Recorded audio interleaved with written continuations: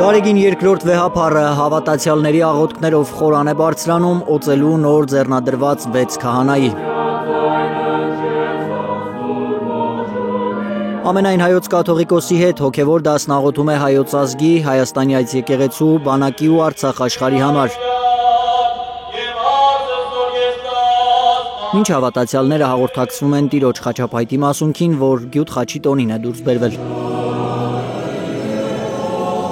Ամենայն հայոց կաթողիկոսը սրբազանների ու քահանաների ուղեկցությամբ հեռանում է մայր տաճարից առանց հարցերի պատասխանելու։ Վեհափառ հայրապետ, ուղերձ ունեք։ Աստված օրհնի։ Վեհափառի շքախմբի գրեթե առջևից քայլողը Արշալույս Սարգսակ Ասատրյանն է, նա Ստեփան Ասատրյանի հարազատ եղբայրն է, որին կարգալույց է արել մայրաթոռը։ Քահանայած դասից մեկը պակասեց, 6-ն ավելացան, առաջին օրնանքներն են բաշխում Տեր Ավետիս, Տեր Դավիթ, Տեր Գառնիկ, Տեր Մեսրոպ, Տեր Հովհան, Տեր Նշան քահանաները։ Չեմ կարող չափասել ուրախության, քանի որ Աստվածային շնորհն է ստացել ու այլևս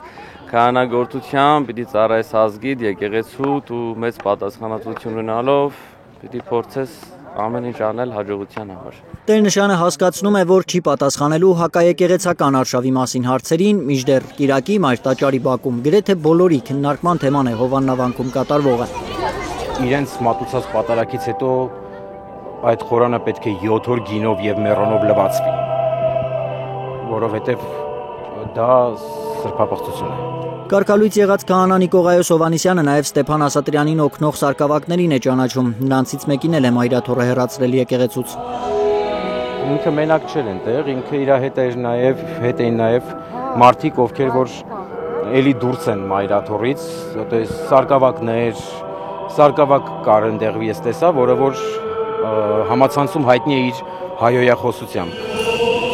Եկեղեցուց հեռացվածների ուզածը հակաթոռ կաթողիկոսություն ստեղծելն է, կարծում է աստվածաբանը, բայց համոզված է, որ չի ստացվի։ Կատարվում է մի բան, որը որ հայ եկեղեցում երկար ժամանակ նմանատիպ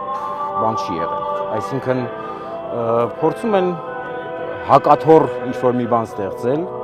բայց ինչպես որ մի անգամ Հովանավանքի այսօրվա հոգևորականներից նշանակված Տեր Մանուկը ասեց, եթե նույնիսկ վեհափառին բանտարկեն, բանտը կլինի վեհարան։ Սա միանշանակ է։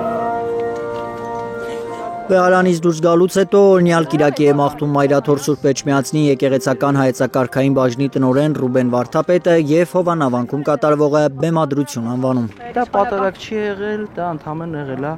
շոու, միայն այն փաստը, որ այնտեղ նախարար կա, որ երբեք չի եղել պատարակների պաշտոն, նույնիսկ իր նախարարության շրջանակում անընդհատ պատարակ մատուցվել չի եղել եւ այսօր ինքը Հովանավանքում պատարակի ներկայացած է, այդ շոուի գլխավոր նկարագիրն է։ Արդյոք դա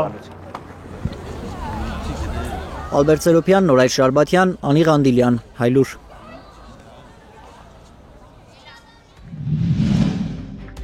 Հայաստանում եւ աշխարհում տեղի ունեցող իրադարձությունների մասին առաջինը իմանալու համար բաժանորդագրվեք մեր ալիքին, սեղմեք զանգակը, որ բաց չթողնեք ամենակարևորը, ամենահրատապն ու հետաքրքիրը։